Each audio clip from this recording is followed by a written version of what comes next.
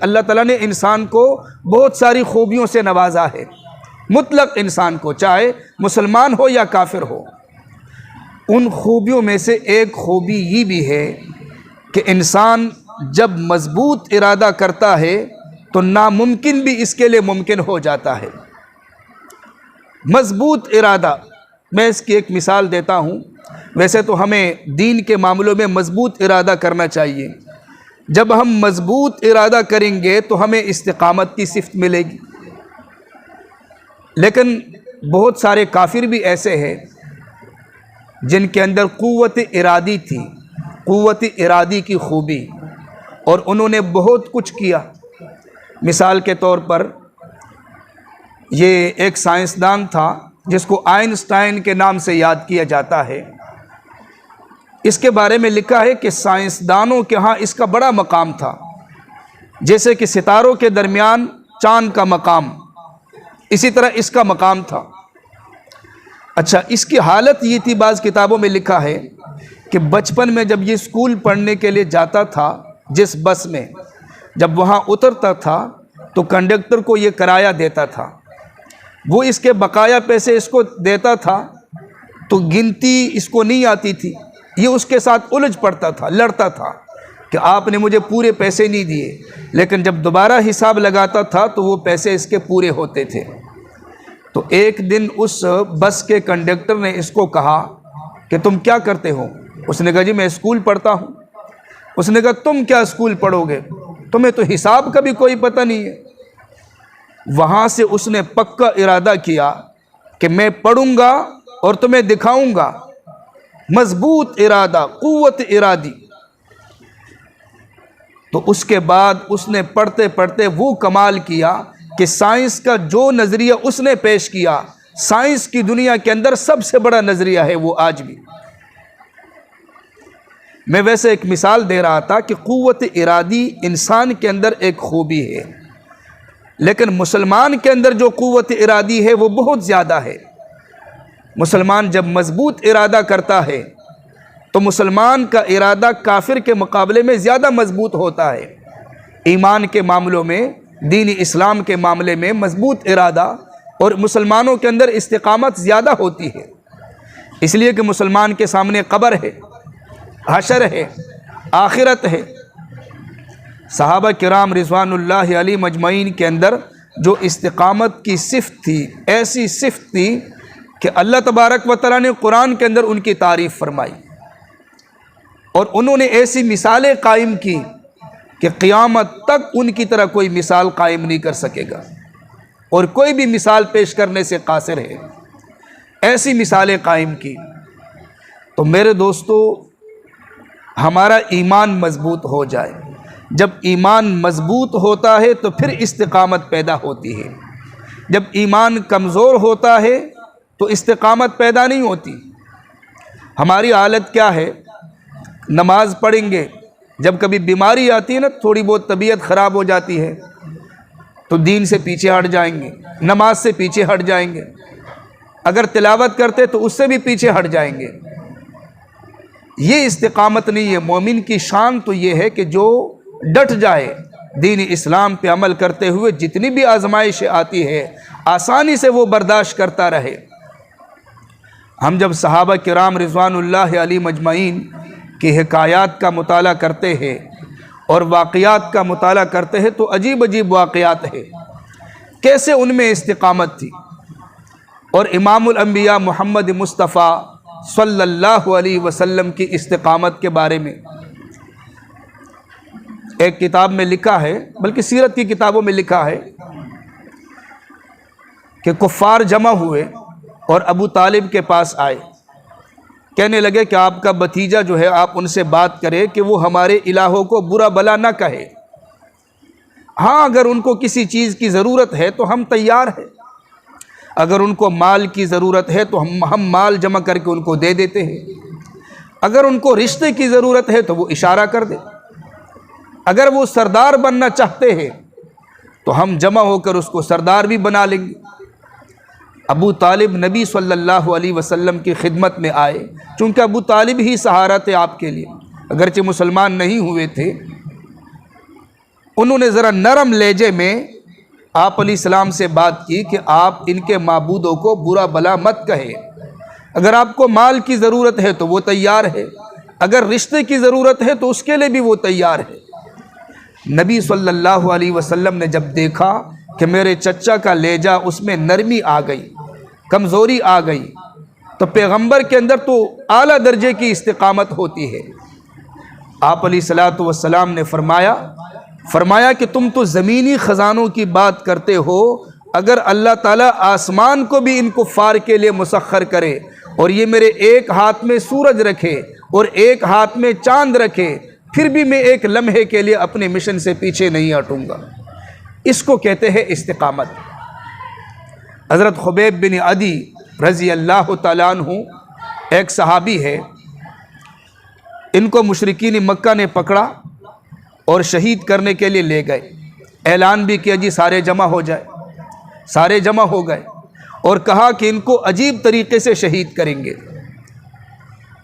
تو جب یہ صحابی کفار کے مجمع کے درمیان تھے، انہوں نے کہا کہ آپ کی آخری کوئی خواہش ہے تو آپ بتا دیجیے۔ اس صحابی نے فرمایا کہ میری آخری خواہش یہ ہے کہ مجھے 2 رکعت نماز کا موقع مل جائے۔ انہوں نے کہا ٹھیک ہے، آپ 2 رکعت نماز پڑھیں۔ صحابی نے نیت باندھ لی اور نماز شروع کی اور مختصر نماز پڑھ کر سلام پھیر دی، اور اس کے بعد فرمایا لولا ان تظنوا انی اطلت الصلاۃ جزعا من الموت لاستکثرت من الصلاۃ۔ فرمایا کہ میں نے مختصر نماز اس لیے پڑھی کہیں ایسا نہ ہو کہ تمہیں شک پڑ جائے کہ میرے دل کے اندر کوئی خوف ہے، میرے دل میں کسی قسم کا خوف نہیں ہے، اور میں نے مختصر نماز اس لیے پڑھی تاکہ تم یہ بدگمانی نہ کرو۔ اس کے بعد انہوں نے اس صحابی کے اعضاء کو کاٹنا شروع کیا، پہلے اس کے کان کو کاٹا، پھر ایک ایک عضو کو کاٹا، خون بہنے لگا، اور وہ صحابی استقامت کے ساتھ برداشت کرتے رہے۔ تو جب وہ زخمی ہو گئے، کتابوں میں لکھا ہے کہ انہوں نے قریب ہو کر اس صحابی سے پوچھا کہ اگر آپ کی جگہ محمد مصطفیٰ صلی اللہ علیہ وسلم ہوتے اور آپ اپنے گھر کے اندر سکون کے ساتھ ہوتے تو کیا یہ حالت بہتر ہوتی؟ کتابوں میں لکھا ہے کہ وہ صحابی تڑپ کر اٹھے اور فرمانے لگے کہ تم تو اتنی بڑی بات کرتے ہو، میں تو اس کو بھی برداشت نہیں کر سکتا کہ میں سکون کے ساتھ ہوں اور میرے نبی کو ایک کانٹا بھی لگ جائے، میں اس کو بھی برداشت نہیں کر سکتا۔ بھائی اس کو کہتے ہیں استقامت، یہ استقامت والی صفت ہے، اور اللہ تبارک و تعالیٰ کا یہ حکم ہے۔ آج ہمارے معاشرے کے اندر اور مسلمانوں کے اندر اس استقامت کی ضرورت ہے کہ وہ دین پر عمل بھی کرے اور مسلسل دین پر عمل کرے۔ جتنی رکاوٹیں ہیں ان رکاوٹوں کو قدموں کے نیچے رون ڈالے۔ نفس کی رکاوٹ ہے، شیطان کی رکاوٹ ہے، ماحول کی رکاوٹ ہے، کسی رکاوٹ کا لحاظ نہ کرے، بلکہ اللہ تعالیٰ کا امر، نبی صلی اللہ علیہ وسلم کا طریقہ، آپ علیہ السلام کی سنت کیا ہے اس پر عمل کرے، اللہ کا امر کیا ہے اس پر عمل کرے۔ پتہ تو چلتا ہے جب غمی کا موقع ہو، خوشی کا موقع ہو، گھر کے اندر کوئی ایسا موقع ہو، تب پتہ چلتا ہے کہ ہم سنت کے مطابق عمل کرتے ہیں یا نہیں۔ ایسے موقع پر ہم سنت سے دور بھاگتے ہیں، اگرچہ زبان پر ہمارا یہ جملہ جاری ہوتا ہے لیکن عمل کے اعتبار سے ہم سنت سے دور بھاگتے ہیں ایسے موقعوں پر۔ تو میرے دوستو، ہمیں اس بات کی ضرورت ہے کہ ہم پکا ارادہ کریں کہ ہم نے کلمہ پڑھا ہے لا الہ الا اللہ محمد الرسول اللہ، اور لا الہ الا اللہ کا تقاضا یہ ہے کہ یقین اللہ کی ذات پر ہو اور طرز زندگی نبی صلی اللہ علیہ وسلم کی سنتوں کے مطابق ہو۔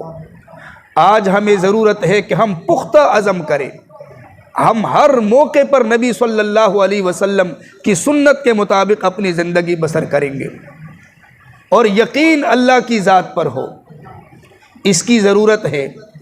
بس بندہ ارادہ کرتا ہے، پختہ ارادہ، اللہ تعالیٰ توفیق دیتے ہیں، اللہ تعالیٰ توفیق دیتے ہیں، اور اللہ کے لیے کوئی مشکل نہیں۔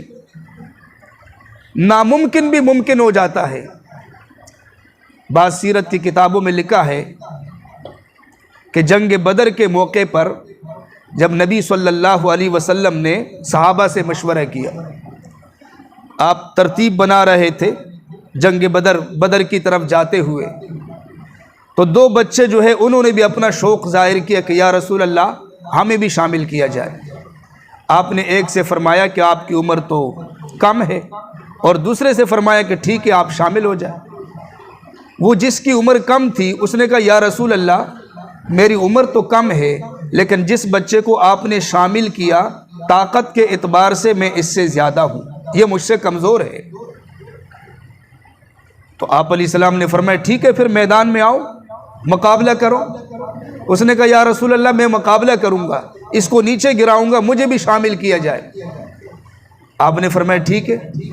किताबों में लिखा है कि जब दोनों एक दूसरे के करीब आए तो बड़े को तो इजाज़त मिल चुकी थी, छोटे ने उसके कान में कहा कि अल्लाह के नबी ने आपको इजाज़त तो दे दी, आप शामिल हो जाओगे, मैं महरूम हूँ, लिहाजा मैं तो आपको गिरा नहीं सकता, आप खुद नीचे गिर जाए मैं आपके सीने पर बैठ जाऊँगा। अल्लाह के नबी ने देखा कि वो जो बड़ा था वो खुद नीचे गिरा ताकि ये छोटा भी शामिल हो जाए, और छोटा उसके सीने पे बैठ गया। कहने लगा या रसूल अल्लाह देखो ये मुझसे बड़ा तो है लेकिन ताकत में मैंने इसको नीचे गिरा दिया। किताबों में लिखा है कि अल्लाह के नबी के चेहरे पर मुस्कुराहट थी। अब ये दो बच्चे थे, सहाबा के ख्याल था कि ये बदर में कुछ भी नहीं कर सकेंगे। यहाँ तक कि किताबों में लिखा है कि जब बदर की सफ़े बनी तो अब्दुर्रहमान इब्न औफ रज़ी अल्लाह एक सहाबी है, वो फरमाते हैं कि मैंने देखा दाएं तरफ एक है और बाएं तरफ दूसरा बच्चा है, दोनों बच्चे। मैं परेशान हो गया कि दोनों छोटे बच्चे हैं, क्या होगा। कि अचानक उन्होंने पूछा कि आप हमें ये बताइए, यानी उस सहाबी से पूछा कि चचा जान हमें ये बताइए, अबू जहल के बारे में बताइए, वो कहाँ है। तो मैंने कहा कि वो सामने है जो लोहे के लिबास में डूबा हुआ है, तुम क्या करना चाहते हो। उन्होंने कहा चचा जान हमने सुना है कि अबू जहल ने हमारे नबी की शान में गुस्ताखी की, या वो जिंदा रहेगा या हम जिंदा रहेंगे। अब ये उनका पुख्ता अज़म था, असबाब की दुनिया में तो वो कमज़ोर थे, उनकी कोई हैसियत नहीं। अबू जहल तो बहुत बड़ा सरदार भी था, उसके लिए हिफाजत के अक़दामात भी थे, लेकिन उनका इरादा बड़ा मजबूत इरादा था, अज़म बड़ा मजबूत था। किताबों में लिखा है कि दोनों सफ़ों को चीरते हुए, साथी करीब करीब हो जाएंगे, आखिर में साथी तंग होने, अल्लाह आपको जज़ाए खैर दे। करीब करीब तशरीफ़ लें, जगह काफ़ी रह रही है, पंखों के नीचे करीब आ जाएंगे। आखिर वाले साथी हवा नहीं लग रही उन्हें, अल्लाह आपको जज़ाए खैर नसीब फरमाए। क्योंकि जगह दरम्यान में काफ़ी खाली है, तो आखिर में जो साथी आते हैं वो फिर जगह जो है जी तंग हो जाएगी।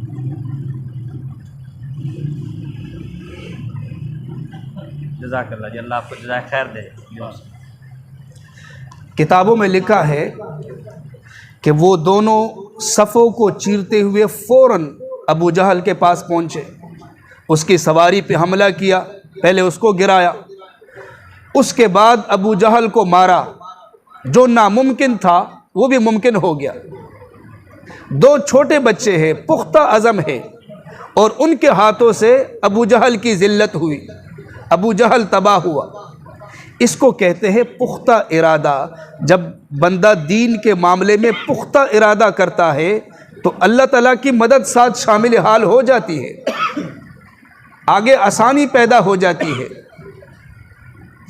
देखें सहाबा किराम रिज़वानुल्लाहि अलैहिम अजमईन के वाक़यात जब हम पढ़ते हैं तो सहाबा का इतना पुख्ता अज़म कि वो दीन के मामलात में एक दूसरे से आगे बढ़ने की कोशिश करते थे। हम तो दुनिया के मामलात में ना कोशिश करते हैं कि एक दूसरे से आगे बढ़ जाए, लेकिन सहाबा की हालत ये होती थी कि वो दीन के मामलात में एक दूसरे से आगे बढ़ने की कोशिश करते थे। जैसे मशहूर वाक़या है, आपने सुना होगा, नबी सल्लल्लाहु अलैहि वसल्लम की खिदमत में गरीब सहाबा आए, या रसूल अल्लाह ये जो अमीर सहाबा है, दौलतमंद है, ये अजर में हमसे आगे है, चूँकि ये ज़कात भी देते हैं, इन्हें ज़कात का अजर भी मिलता है, और साथ जो इबादत हम करते हैं वो इबादत ये भी करते हैं। یا رسول اللہ ہمیں کوئی ایسے کلمات، کوئی ایسا عمل بتائیے کہ ہم ان سے آگے بڑھ جائے۔ گویا کہ غریب صحابہ نے یہ سوال نہیں کیا یا رسول اللہ یہ مال کے اعتبار سے ہم سے آگے ہے، سوال یہ کیا کہ یہ اجر کے اعتبار سے ہم سے آگے ہے۔ آپ نے فرمایا کہ ہر نماز کے بعد 33 دفعہ سبحان اللہ، 33 دفعہ الحمدللہ اور 34 دفعہ اللہ اکبر پڑھا کرے۔ تو ان صحابہ نے چپکے سے یہ پڑھنا شروع کر دیا۔ وہ جو دولت مند صحابہ تھے انہوں نے ان کا تعاقب کیا، انہیں بھی پتہ چلا کہ یہ چھپ کر کوئی وظیفہ پڑھتے ہیں۔ جب انہیں پتہ چلا تو انہوں نے بھی یہ وظیفہ شروع کر دیا، ہر نماز کے بعد 33 دفعہ سبحان اللہ، الحمدللہ، اللہ اکبر۔ تو وہ جو غریب صحابہ تھے دوبارہ شکوہ لے کر اللہ کے پیغمبر کی خدمت میں آئے، یا رسول اللہ وہ وظیفہ تو وہ بھی پڑھتے ہیں، اب وہ اجر میں ہم سے زیادہ ہے، وہ زکوٰۃ بھی دیتے ہیں، وہ وظائف بھی پڑھتے ہیں، وہ عبادت بھی کرتے ہیں۔ تو نبی صلی اللہ علیہ وسلم نے فرمایا ذالک فضل اللہ یؤتیہ من یشاء، یہ تو اللہ کا فضل ہے، اس کی مرضی جس کو دے دے۔ لیکن صحابہ کی ایک دوسرے سے جو دوڑ تھی وہ دین کے معاملے میں تھی، آخرت کے معاملے میں تھی، ایک دوسرے سے آگے بڑھنے کی کوشش۔ آپ کبھی سیرت کی کتابوں کا مطالعہ کریں، صحابہ کے واقعات کا مطالعہ کریں، بے شمار ایسے واقعات ہیں۔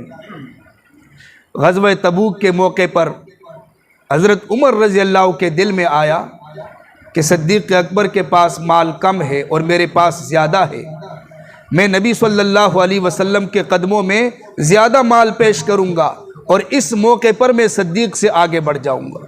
باقی تو ہر موقع پر ابو بکر صدیق مجھ سے آگے بڑھ جاتے ہیں، لیکن اس موقع پر میں آگے بڑھ جاؤں گا۔ کتابوں میں لکھا ہے کہ حضرت عمر رضی اللہ گھر تشریف لے گئے، پورا مال جمع کیا، 2 حصوں پہ تقسیم کیا اور ایک حصہ لا کر نبی صلی اللہ علیہ وسلم کے قدموں میں ڈال دیا۔ اس کے بعد انتظار کرتے رہے کہ ابو بکر صدیق کے پاس تو ان دنوں میں اتنا زیادہ مال نہیں، لہٰذا میں پہلے نمبر پہ آ جاؤں گا۔ صدیق اکبر آ گئے، نبی صلی اللہ علیہ وسلم نے سوال کا انداز ہی بدل دیا، یہ نہیں فرمایا کہ صدیق تم کتنا لائے ہو، عمر تم کتنا لائے ہو، نہیں، انداز ہی بدل دیا۔ نبی صلی اللہ علیہ وسلم نے فرمایا صدیق اکبر سے گھر میں کتنا چھوڑ کر آئے ہو، گھر میں کتنا چھوڑ کر آئے ہو۔ حضرت عمر سے پوچھا گھر میں کتنا چھوڑ کر آئے ہو؟ کہا یا رسول اللہ پورا مال 2 حصوں میں تقسیم کیا، آدھا حصہ آپ کے قدموں میں ڈال دیا۔ اور جب صدیق اکبر سے پوچھا کہا یا رسول اللہ گھر کے اندر جتنا تھا وہ سارا لا کر آپ کے قدموں میں ڈال دیا، اب قئی تو، اور میں نے وہاں صرف اللہ اور اس کے رسول کا نام چھوڑ دیا۔ تو حضرت عمر اس موقع پر فرمانے لگے کہ عمر تم صدیق سے کسی موقع پر بھی آگے نہیں بڑھ سکتے۔ یہ صحابہ کا یہ مقابلہ، یہ جذبات ہمارے بن جائے، یہ جذبات ہم اگر آپس میں مقابلہ کریں تو اس معاملے میں ہم مقابلہ کریں، وہ فلاں بندہ تہجد پڑھتا ہے میں بھی تہجد پڑھوں گا، وہ فلاں جو ہے وہ قرآن پڑھتا ہے میں بھی قرآن پڑھوں گا، وہ فلاں ایک دن میں 1 پارہ پڑھتا ہے میں 2 پارے پڑھوں گا، وہ فلاں اللہ کے راستے میں خرچ کرتا ہے اتنا، میں اس سے بھی زیادہ خرچ کروں گا۔ مسلمانوں کے جذبات ایسے ہونے چاہیے جیسے کہ صحابہ کرام رضوان اللہ علیہم اجمعین کے جذبات تھے۔ میرے دوستو، یہ قوت ارادی کی جو میں نے بات کی، مضبوط ارادہ، یہ مضبوط ارادہ ہم ویسے نہیں کر سکتے۔ اس کے لیے کتابوں میں لکھا ہے ایک بندہ اگر جھوٹ بولتا ہے تو وہ کبھی بھی دین کے معاملے میں مضبوط ارادہ نہیں کر سکتا، اس کو استقامت نہیں مل سکتی۔ بندہ جب سچ بولتا ہے تو وہ نڈر ہوتا ہے، پہلی صفت اس کے اندر صداقت ہونی چاہیے، سچائی۔ قرآن کے اندر جہاں ہدہد پرندے کا واقعہ ہے، حضرت سلیمان علیہ السلام جہاں بھی جاتے تھے تو جہاں پڑاؤ ڈالتے تھے ساتھ ایک پرندہ بھی ہوتا تھا، ہدہد پرندہ۔ ہدہد پرندہ اپنی چونچ کے ذریعے وہاں معلوم کرتا تھا کہ یہاں پانی ہے، تو حضرت سلیمان علیہ السلام حکم دیتے کہ چلو یہاں پر پڑاؤ ڈالتے ہیں۔ قرآن کہتا ہے وَتَفَقَّدَ الطَّيْرُ فَقَالَ مَا لِيَ لَا أَرَى الْهُدْهُدْ أَمْ كَانَ مِنَ الْغَائِبِينَ۔ سلیمان علیہ السلام نے پرندوں کی حاضری لی، ہدہد غیر حاضر رہا تو فرمایا وَتَفَقَّدَ الطَّيْرُ فَقَالَ مَا لِيَ لَا أَرَى الْهُدْهُدْ أَمْ كَانَ مِنَ الْغَائِبِينَ لَأُعَذِّبَنَّهُ عَذَابًا شَدِيدًا أَوْ لَأَذْبَحَنَّهُ أَوْ لَيَأْتِيَنِّي بِسُلْطَانٍ مُبِينٍ۔ تو سلیمان علیہ السلام نے فرمایا کہ ہدہد کہاں ہے، میں تو ان کو سخت سزا دوں گا، اور یا یہ کوئی دلیل پیش کرے، کوئی وجہ پیش کرے کہ یہ کہاں گیا۔ کچھ دیر کے بعد ہدہد پرندہ واپس آیا تو سلیمان علیہ السلام نے ہدہد پرندے سے پوچھا کہ تم کہاں گئے تھے بتاؤ، تو اس نے کہا احطت بما لم تحط به، کہ میرے پاس ایک خبر ہے جس کا آپ کو پتہ نہیں اور مجھے پتہ ہے، قوم سبا کی طرف سے میں ایک خبر لے کر آیا ہوں۔ اب ہدہد پرندہ ہے اور سلیمان علیہ السلام کے سامنے وہ کہتا ہے کہ میرے پاس ایسی خبر ہے جس کا آپ کو نہیں پتہ۔ حالانکہ سلیمان علیہ السلام کی جو سلطنت تھی، کتنی بڑی سلطنت، انسانوں کے بھی وہ بادشاہ تھے، اور جو اس وقت پرندے تھے ان کے بھی بادشاہ، اور جو جانور تھے ان کے بھی بادشاہ، جنات کے بھی بادشاہ، اور اللہ تعالیٰ نے ہوا بھی مسخر کر رکھی تھی۔ ہوا جو ہے وہ حاضر ہوتی تھی، سلیمان علیہ السلام کے تخت کو لے کر ہوا جاتی تھی۔ اتنے بڑے بادشاہ کے سامنے اتنا چھوٹا سا پرندہ جو ہڈیوں کا ڈھانچہ ہے، لیکن وہ بڑی دلیری کے ساتھ بات کر رہا ہے۔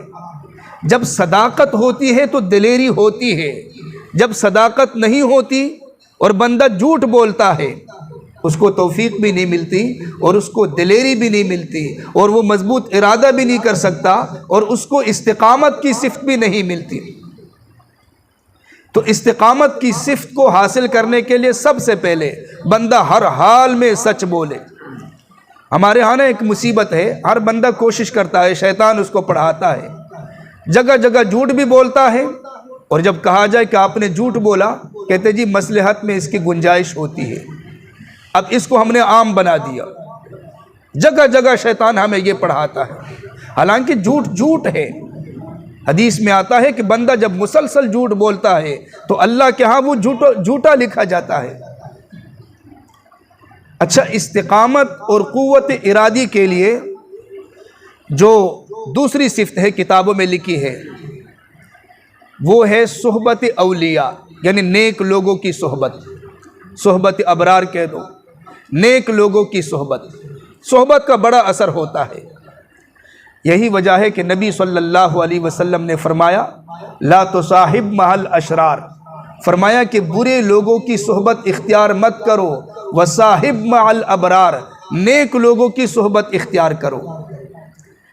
صحبت کا بڑا اثر ہوتا ہے۔ بعض لوگوں سے ہم نے سنا ہے وہ برے لوگوں کی مجلسوں میں جا کے بیٹھ جاتے ہیں، بعض لوگ جو ہے بیان کرتے ہیں برے لوگوں کی مجلسوں میں، اور وہ جو برے لوگوں کی مجلسوں میں بیٹھنے والے ہیں جب ان سے بات ہوتی ہے تو وہ یہ کہتے جی یہ ہمیں گمراہ نہیں کر سکتے، ان کا ہم پہ اثر نہیں ہو سکتا، ہم اپنے اعتبار سے بالکل مضبوط ہیں۔